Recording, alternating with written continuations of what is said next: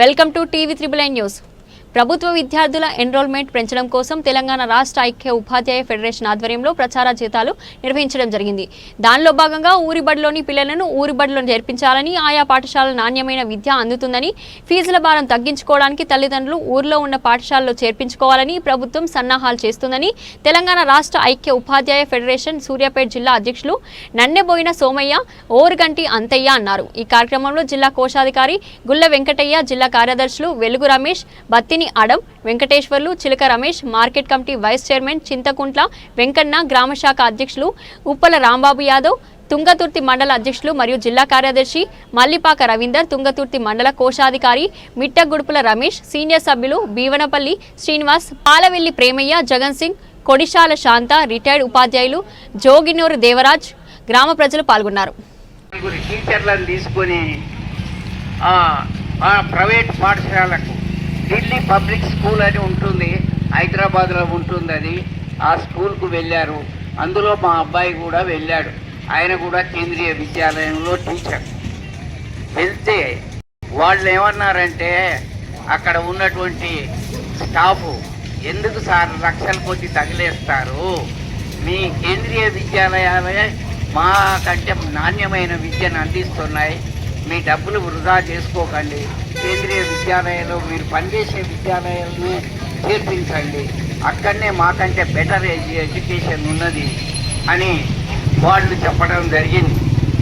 ఆ ఢిల్లీ పబ్లిక్ స్కూల్లో లక్షలాది రూపాయలు డొనేషన్ ఇస్తేనే ఆ ఎల్కేజీల సీట్ దొరుకుతుంది. అట్లా పనిచేసే వాళ్ళే ఈ మాట చెప్తే వీళ్ళు సపోర్ట్ అయినాక మళ్ళీ వచ్చి ఇవాళ ప్రైవేట్ స్కూల్లో పోయినటువంటి మెజారిటీ విద్యార్థులు ఇంజనీరింగ్ కోసం వెళ్తా ఉన్నారు. ఇంజనీరింగ్ ఫలితాలను కనుక చూసినట్లయితే చాలా మంది పాస్ కాలేక ఆత్మహత్యలు చేసుకున్నటువంటి సందర్భాన్ని కూడా చూస్తున్నాం. మరి అలాంటి పిరికితనం సంబంధించినటువంటి ప్రైవేట్ పాఠశాలలో చేర్పిద్దామా, అన్నింటికీ తట్టుకొని నిలబడగలిగే ప్రభుత్వ పాఠశాలల్లో చేర్పిద్దామా అనేది ప్రజలు ఆలోచించాలని చెప్పేసి ఈ సందర్భంగా కోరుతా ఉన్నాం. ఆ తర్వాత ముఖ్యంగా ఆర్థిక భారం విషయానికి వచ్చినప్పుడు ఈ రాష్ట్రంలో అనేక మంది పేద కుటుంబాలు ఉన్నటువంటి పేదలు వారి సంపాదనలో 60-70% పిల్లల యొక్క చదువుల కోసమే ఖర్చిస్తున్నటువంటి పరిస్థితి.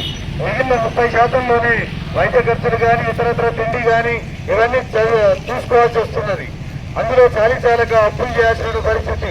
అప్పుల ఊపిలో కూరుకుపోతున్నటువంటి సందర్భం నుంచి బయటపడాలంటే మన పిల్లలందరినీ కూడా ప్రభుత్వ పాఠశాలలోనే చేర్పించాలని సందర్భంగా విజ్ఞప్తి చేస్తా ఉన్నాం. అదే క్రమంలో చూస్తే ఈ అభివృద్ధి చెందినటువంటి అనేక దేశాలు అనుకుంటాను, బాగా అభివృద్ధి చెందిన దేశం వారు ఎవరిని అడిగినా చెప్తారు అమెరికా అని చెప్తుంటాం. కానీ అమెరికాలో ఒక్క ప్రైవేట్ స్కూల్ అనేది ఉందా లేదా అనేది మనం ఒకసారి ఆలోచిస్తే అమెరికా మొత్తంలో ఒక్క ప్రైవేట్ స్కూల్ కూడా ఉండదు, మొత్తం ప్రభుత్వ విద్యారంగమే నడుస్తుంది. అంటే మరి అక్కడ ఉన్న ప్రభుత్వాలకు ఆలోచన లేదా, వాళ్ళకు పెట్టుబడి పెట్టుకునేటువంటి పెట్టుబడిదారు దేశం అది. ఆయన అక్కడ ఎంతకంటే పెద్ద కార్పొరేట్ విద్యను పెట్టగలరు. అయినా విద్యారంగం విషయానికి వస్తే పూర్తిగా ప్రభుత్వ రంగంలోనే నడుపుకుంటున్నారు.